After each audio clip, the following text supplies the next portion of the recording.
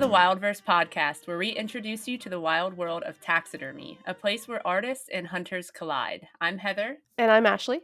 And today we are talking about the eyes that bring our work to life. We have a special guest today from one of the leading glass eye producers in the world. Judah Payer from Payer Eyes is here to join us and tell us a little bit about himself and what it is like to be in the business of making eyes. So welcome, Judah. How are you doing today? Hello, doing well. How are y'all? Doing great. Yeah, can't complain. So we had thought that we would sort of start off this episode with a little bit of an icebreaker for you to get this off to a fun start. Alrighty. Yes, since you are the eye guy, we have a quick, fun eye-related question for you. Firstly, do you know what animal has the largest eyes on the planet?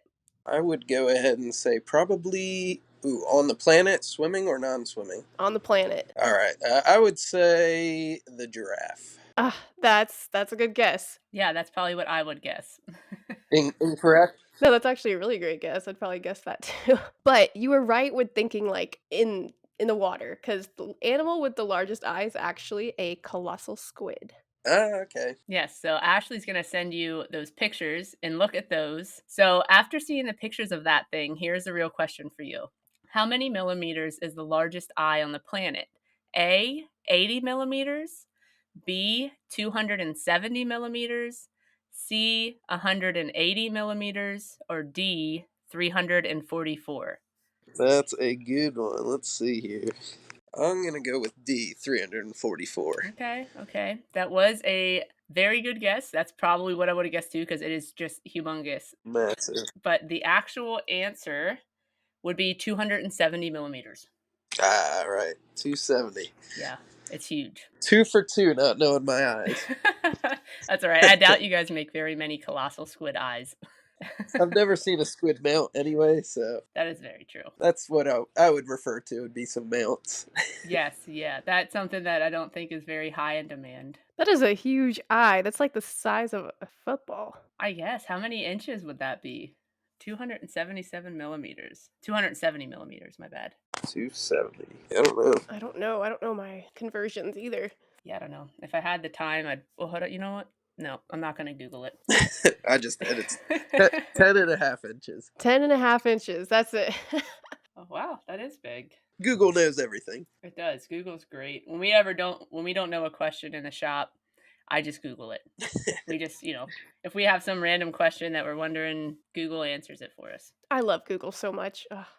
So another fun little side note that we wanted to ask you about was your goat herd. I know I've seen on Instagram your posts about the goats, and they're so cute. So we just wanted to kind of ask a little about them. All right. Well, I've had goats since I was probably like 10 or 12 years old, because on Father's Day one year, my dad was telling me how much he despised goats because he grew up milking them and, kind of being forced to milk them and run the milk places, this, that, and the other. So for a kind of like a gag gift, I bought a little Nigerian dwarf goat, and it's like a miniature breed from Africa, and kind of just for fun, and that's what started it all. I've had them ever since. They're a lot of fun. And then down here in Texas, when my wife and I moved here, we just pretty much just have a breeding herd that whenever they have kids, just whenever they get weaned off, we sell the kids, and kind of maintains the herd feed and all that fun stuff for the year. Wow, that's interesting. I saw the goat pictures on your Instagram, but I didn't even really piece together that, you guys had like a whole goat herd going on. Yeah. How many do you have? Right now, with a few kids that they just had, I think we only have like 10. We kind of dwindled down this past year just because we had a really bad drought in Texas. So Okay. less mouths to feed, the better when that's going on. Absolutely. How fun. I used to raise little goats too. I actually had some Nigerian dwarfs. So, man, they are like the cutest ones, especially when they're babies.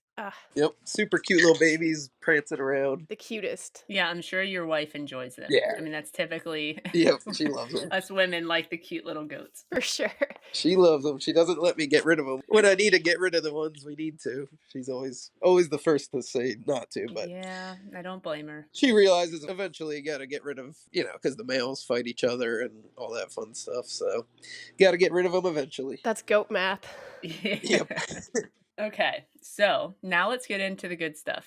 So, Judah, can you tell us a little bit about how your family began making eyes? Yeah, so it's actually, I'll kind of give you the brief history of Payer Eyes and our family in the eye industry pretty much worldwide in the past close to 40 years. So my dad, he used to work actually with a man named John Crosley, who he was actually an apprentice for a taxidermist at the time. And then he did taxidermy work on the side. And then my dad, he was kind of like an older brother figure to, or John Crosley was like a older brother figure to my dad. So he actually worked for Crosley making forms for him, doing, they were still doing paper mache forms then. And then he started doing the foam forms and all that. So my dad's kind of just been in the taxidermy world for like 50 years or a few more years, more than 50. So he grew up around it and everything like that. And then, so John, he would always tell my dad how the only good eyes that he could ever get were in Germany at the time.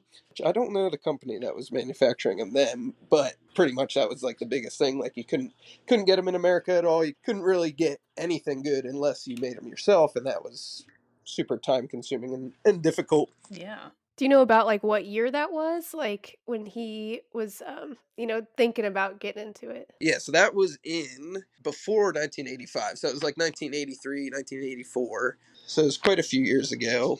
So then my grandfather, my dad's dad, he used to go to Europe a lot and, vacation, this, that, and the other. So he was also friends with John Crosley at the time. So Crosley, he started buying blanks with my grandfather from Germany, and they started making their own, painting their own eyes, firing their own eyes, and whatnot. My grandpa and John and my dad learned all about kind of making them through that, which is still rudimentary, and the eyes after a few years would crack in the heads or they would bleach out because the paints were incorrect and whatnot. And then I don't know what year it was, but eventually my dad and my mom, they got married and they found out that they both have Jewish roots in their families, both raised Christian Catholic, I guess, in eastern Pennsylvania there. And so my parents decided to go to Israel and actually move there because they fell in love with Israel. Wow. And at the time, John Crosley, he was at the 1985 World Show, and he met two Israeli brothers in America here at the Taxidermy World Show.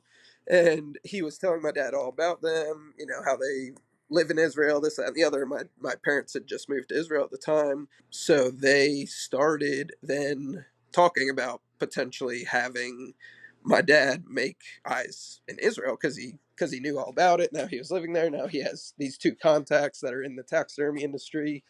And so in 1996, this was about 8 to 10 years later after meeting these two, they had actually started a company together. My dad, John Crosley, and these two Israeli brothers, and they had a factory in Israel. They started making glass eyes. And mainly it was for John and for the American industry that couldn't get eyeballs easily at all.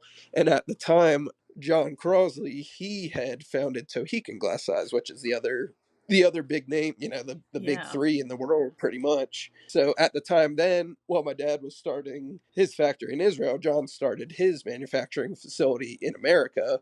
Hmm. And then in 1996, so 11 years later after they started everything in Israel, they were living there. My brothers and I, we were actually born in Israel, so we're all dual citizens. Wow, I did not know that. That's very intriguing. Yeah, that's super cool. Long story short, they moved back to America after I was born, and they still have the factory there in Israel and everything. But it was in 1996 my dad bought out John Crosley, and he bought out the two Israeli brothers from that company and started Payer Glass Israel. And then at the time, of course, John, he was fine with getting bought out because he had started Tohican Glass Eyes here in Yeah. America.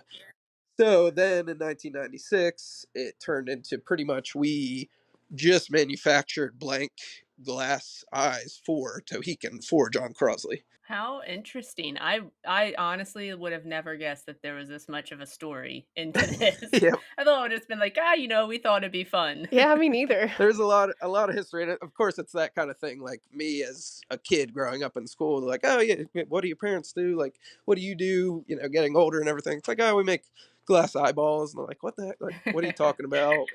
It's kind of like, it's weird because I know nothing else. Like, just growing up in the eye industry, I wasn't even exposed to the taxidermy industry until I started hunting when I was 12. But even after that, I was probably like 15 or 16. I went to the first PA show just as a spectator, just because my dad said how cool it was. That is so fascinating. I would have never guessed any of that either, especially like that Payer Eyes is so like well, I know it's international, but I would have never guessed that it like started over there in Israel. That's very cool. Yeah.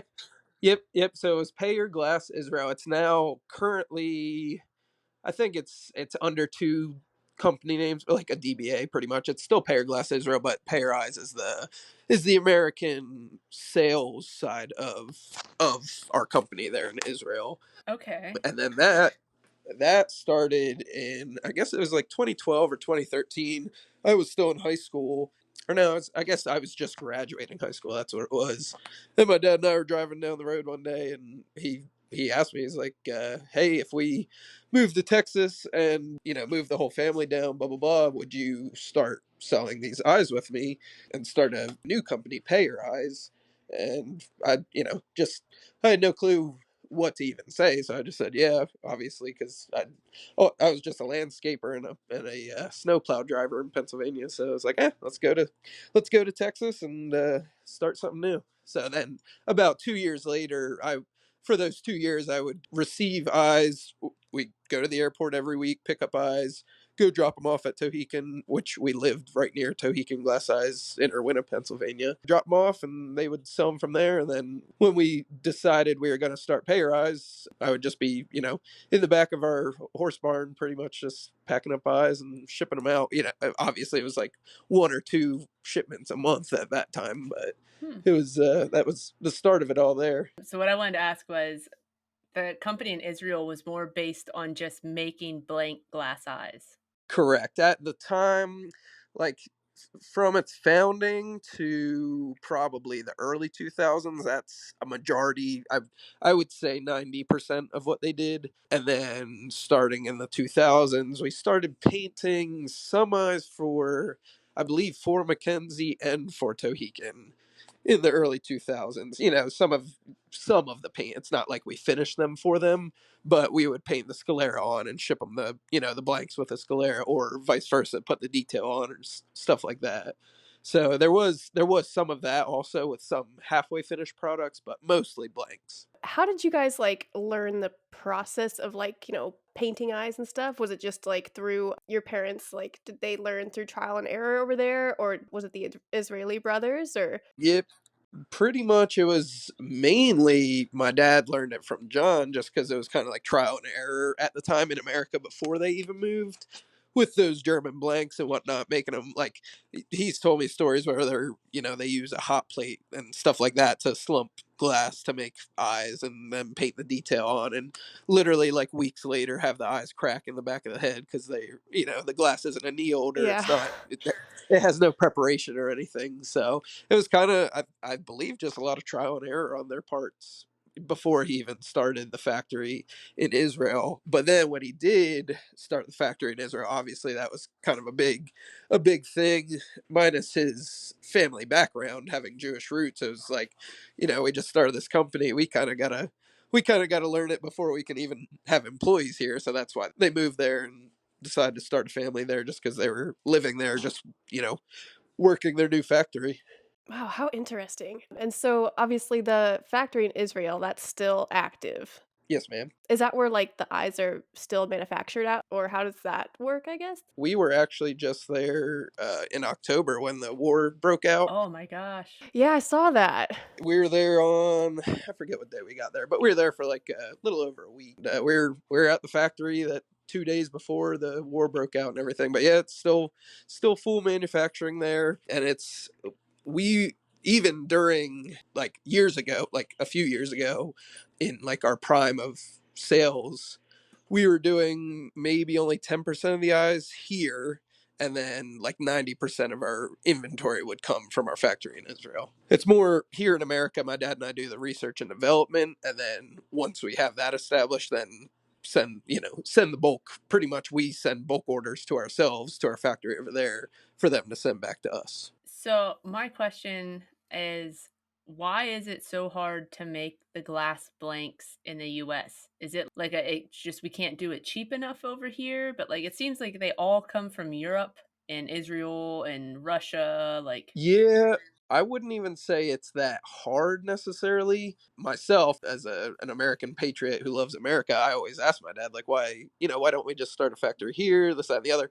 To start a factory here, to start manufacturing here, was always just it's a giant investment up front. mhm. Whether or not, I mean, it's kind of like the very similar like pay scale over there. So it's not like it's cheaper labor, it's not like it's cheaper rent, it's not like it's cheaper electricity, but we just so happen to be in the position where my parents started our factory then and there, and it just always worked, so we never changed it. But I wouldn't necessarily say it's hard to do it here at all whatsoever. Of course, we're closer to like glass making material and stuff like that over there in the Middle East, but in America potentially it wouldn't be anything other than just a giant investment for startup. Okay. All right. Yeah, I wondered if there was something about the US that was harder to make glass than I guess sand is a big thing in glass, right? I mean, Yeah, so over there, of course, Israel in that area, there's a lot of sand. yeah, there's a lot of sand. Oh, that makes sense. We have plenty of sand here. The only other thing I could imagine would be our climate here in America. Like before the podcast, I was telling you guys how right now I live in near Austin, Texas, right in the middle of Texas. It's 33 degrees and like 80% humidity with like little snow flurries and snow coming down. But you'd think in the middle of a kind of tropical desert state, you wouldn't have to deal with the weather that Yeah. much. You still do. And I'm pretty sure a lot of America's pretty broad scale of like weathers and humidities and temperatures and everything, which in Israel, where we have our factory, the humidity's pretty much identical all year. The weather's pretty much identical all year. So that would be one thing to have to deal with here in America. I mean, obviously you can control all that, but it might just be a little bit of a pain in the butt. Yeah, that makes sense. So it has a lot to do with climate and the weather, and it sounds like it would be just a big endeavor to switch everything over when you already have something established over there. Is that kind of correct? Yeah. Yep, yep, and I mean, we when we were just there, it's cool to see because we used to go every year over to the factory, just as an excuse to have a family trip over to Israel. My parents have people that have been working for them there in the factory. The factory's been open here, I think it was 38 years, 39 years this year now. Well, We've had Payer Glass Israel, and we have a few employees there that have been working for 35 plus years for us. Oh, that's incredible. It's they're not our family over there, but they're our extended family for sure. yeah, that's great. Like we've known them for half of, I mean, for my whole life. So has the war in Israel, has that affected things? I know there's always a lot of conflicts going on, but of course right now in the current times there is, a lot going on in the media and stuff. So I'm wondering if it's like Yeah. affecting it maybe more than normal or is there any effects from it? Oh yeah. Yep, for sure. So I won't get too political because I could get really Yeah. political, but I'll just say it this way: we employ Americans in our factory. We employ Israelis in our factory, obviously, and our factory is in the West Bank of Israel. If you've heard of that, I don't know. Israel is very political and it's hardcore over there because people die over politics like easily. So our factory is in the West Bank, which is what they say is occupied Israel. It's in the Arab controlled parts of the country. So we actually have to go through a border checkpoint to get to our factory and to where my parents own a house and where we used to live, because we employ Palestinians as well in our factory. We have everyone that is supposed to be hating each other and despising each other and everything. We have all three groups living in harmony, working in harmony in our factory. It's what they put in the media is not necessarily, everyone knows it's never really true at all. Right, like, they always kinda amplify things, and then, like, the common people maybe see it differently than how, we can see it from even over here. With that in mind, we were there when the war just started, and then when we left, it was about a week later we had the military show up because our factory is actually in an IDF military community, kind of like a army base here in America, similar to that. Like a lot of military people live there, and we had the military come in and say you can't continue business until you have an armed security guard for the factory, just in case anyone does radicalize and get any any ideas, we had to hire security for the year. I guess, I mean, it doesn't hurt. Yeah. Yep. So we were shut down for 3 weeks while my dad and I were trying to find a security guard from here in America. And he speaks Hebrew. I don't speak any Hebrew. He's 99% fluent in it. So we were calling places in Israel, places in America. And I mean, I never thought of it, but you can't imagine how much armed security gets paid around the world, and especially in America. I mean, when I was getting quotes from places here, it's just like astoundingly astronomical prices. Oh yeah, because for security during like an active war situation, I'm sure like that has to be the highest security possible. Yep, we talked to guys. He's like, "Oh yeah, I got assets all around the world. I can send a guy over, for the mere price of $50,000 a week. We'll make sure your eyes are safe over there." Oh my gosh. Oh dang, all for taxidermy eyes. Exactly. So he Holy said, "Nah, we'll smokes. find someone else, thank you." But we did. We ended up finding He's a 68-year-old man. He lived in the neighborhood there where the factory is, and he's got his gun permit in Israel. So that's all he needs to be a security guard there. So Hmm. he's currently our armed security. Good, good. Glad you found somebody because we all definitely need eyes in our work. So I'm glad you guys could get started back up. Yep. Yep. Yeah, pay him double. Yeah, we need those eyes. Exactly. Dang, so that's a lot that I'm learning so much about this already and stuff that I would have never even thought about. So that's super fascinating just to kind of learn about like the environment over there and just, some of the things that like is so different than living here versus maybe what's going on Yeah. over there. Yep. Crazy. Yep. And we ourselves, even going there our whole lives, you take so much for granted until that split second where you don't have those freedoms and you don't have those, like you don't know if your little sister or your wife or your brother, or your parents are going to be safe in the next 10 minutes or so. So it definitely opens your eyes for sure. It'll open everyone's eyes at some point, but it's crazy to see in person, and it's funny how, or not funny, but it's just crazy to see how much influence that has on even the taxidermy industry. For example, one of the largest manufacturers of glass eyes in the world are just so happens to be based in a country that's currently at war. So it is a small world as far as everything goes. Yeah, yeah, we're all kind of tied together. Yeah, like you can really see the international impact even on an industry as, niche as taxidermy. Exactly. Where would you say the taxidermy industry is as far as eyes go? Like, are we on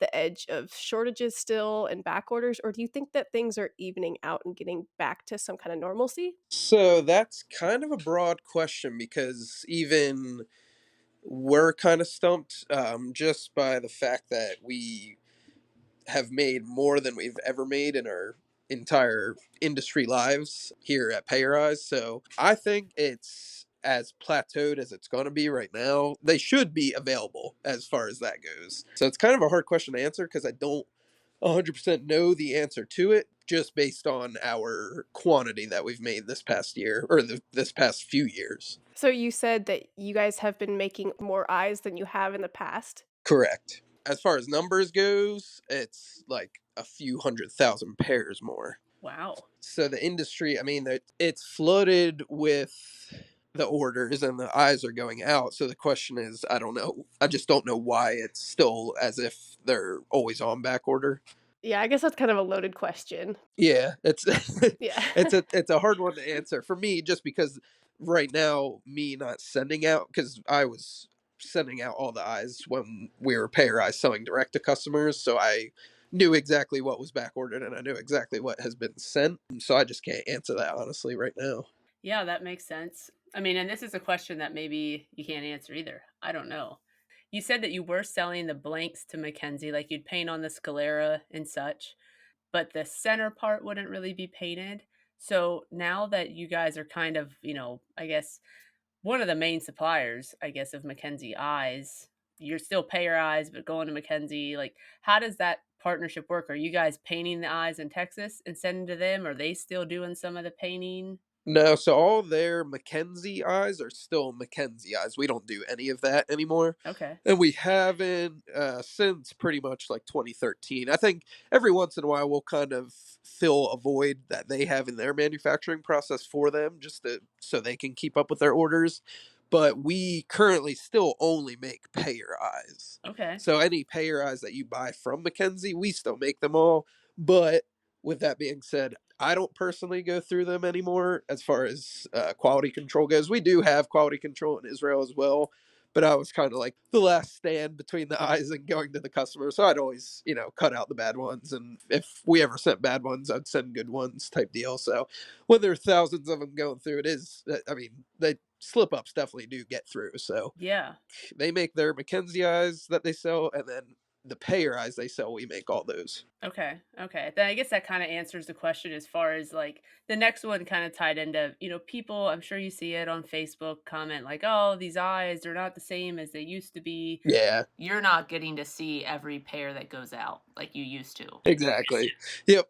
I used to send about 35 orders a day, give or take. Some days it would be 10 orders, but some days it would be 50 orders. So I'd say around 30, 35 orders a day. And every single box I would pack in there, I'd usually, thank whoever ordered the eyes. And that way they knew that it was me who sent them. They can hold me accountable. If I sent you bobcat eyes with a pupil that's off, that's fine and dandy. I'll just send you another good pair. You paid for a good pair. So but even when I was doing that quality control, there's still some that get through, and there's still some that I think, okay, they look good to me, but then who knows? Maybe I didn't get sleep that night, or maybe I was Yeah. on Instagram or something and just sent them regardless. So it's one of those things. I don't do that part of it anymore. So I wish I still could do that part. If they could all come through me, so everyone got everyone got good quality eyes. But it's I guess it's up to our factory quality control guys now. And I think they're the last leg of it, and they stare at eyeballs more, all day long, more than I ever did. So I'm sure they let a lot go through. Yeah. It's hundreds and thousands of pairs that are cranking through there, so it is easy to miss quite a few. Yeah, that makes sense. I mean, it happens to the best of us where you miss something. You try to do your best job, but you just miss something every now and then. Yep. So you used to have like 35 orders a day. Do you guys remember your first like big order? So when you first kind of got started, like when you were part of it too, do you remember like the first big order that you received? That's a good question. I remember some of our first suppliers. I guess they would be our biggest orders, like Ohio Taxidermy Supply. He was one of our first big orders. Rudy Epley up there at Ohio. We have quite a few Texas customers that were.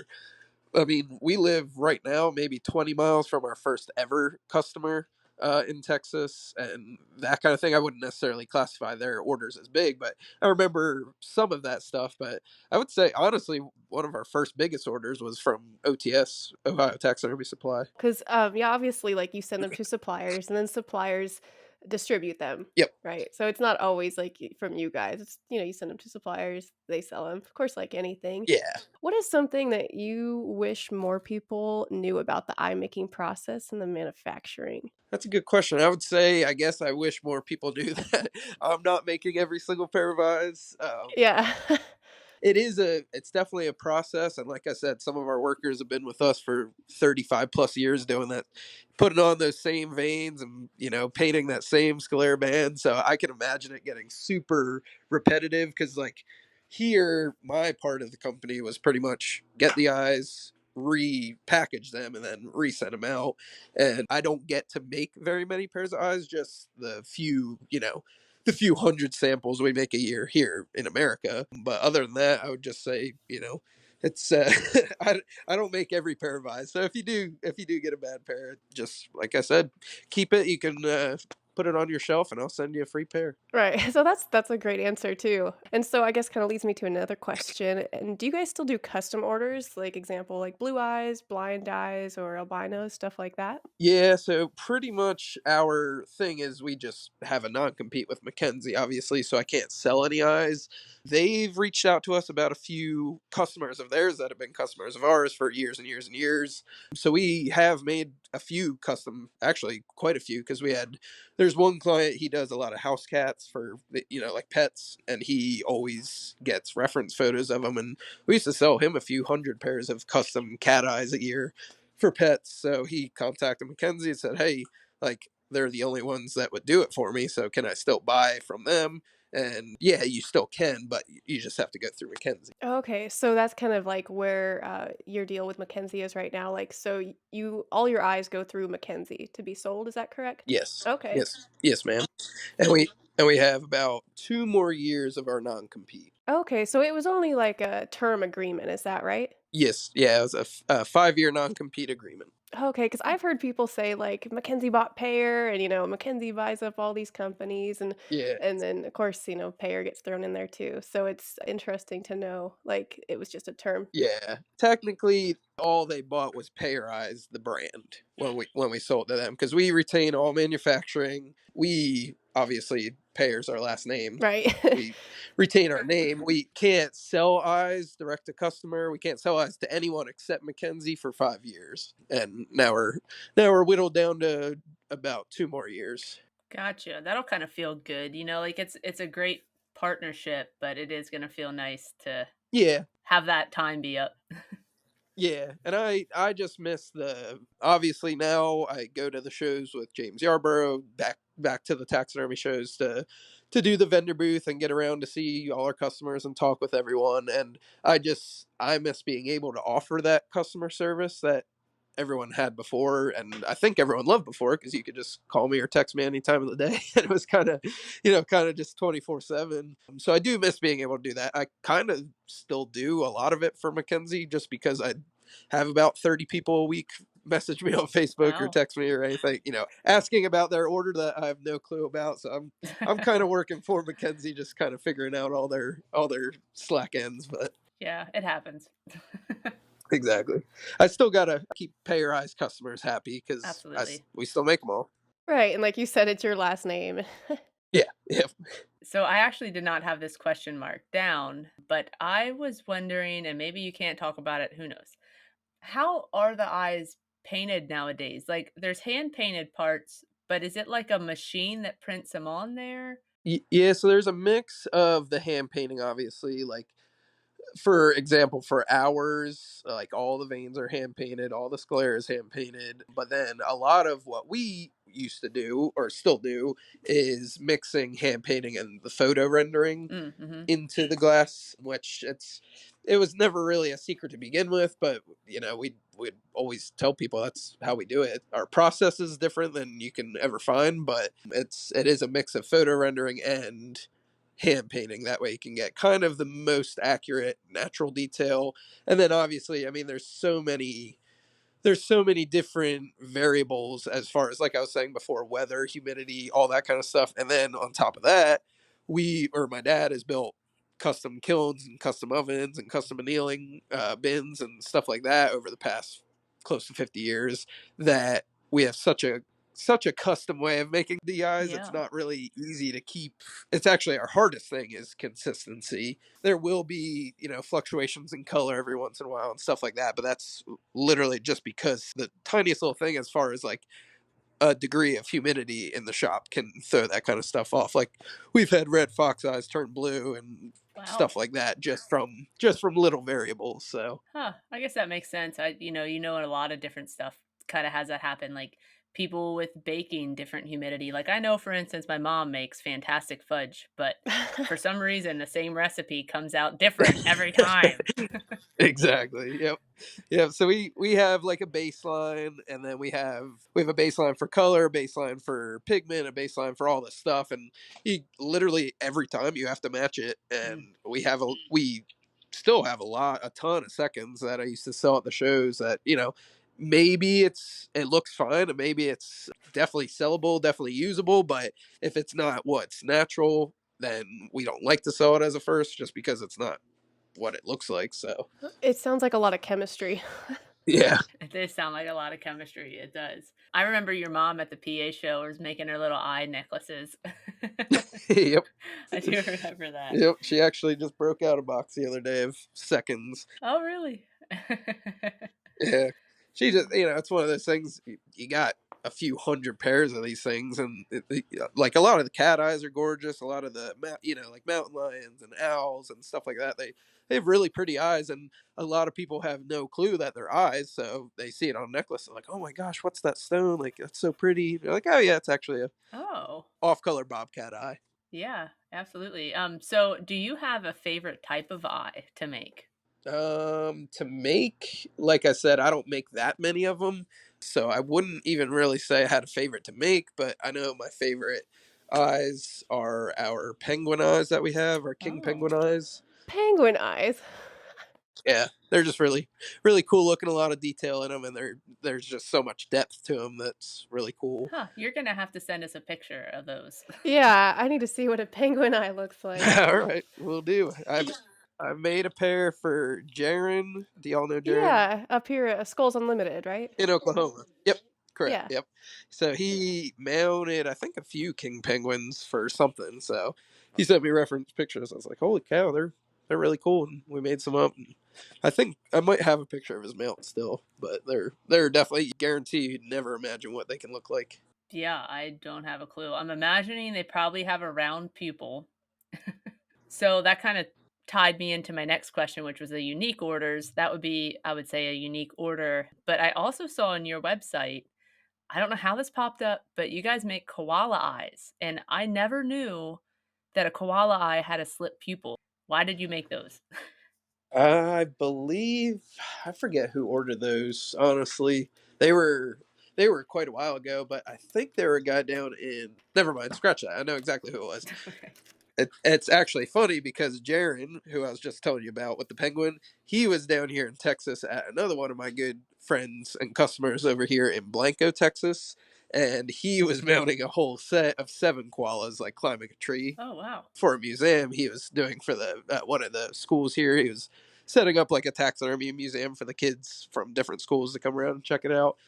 So it was, yeah, right there. He needed 7 pairs of koala eyes. We're like, oh, okay, we'll find a koala, get some pictures, and make some up. Hmm. That's crazy.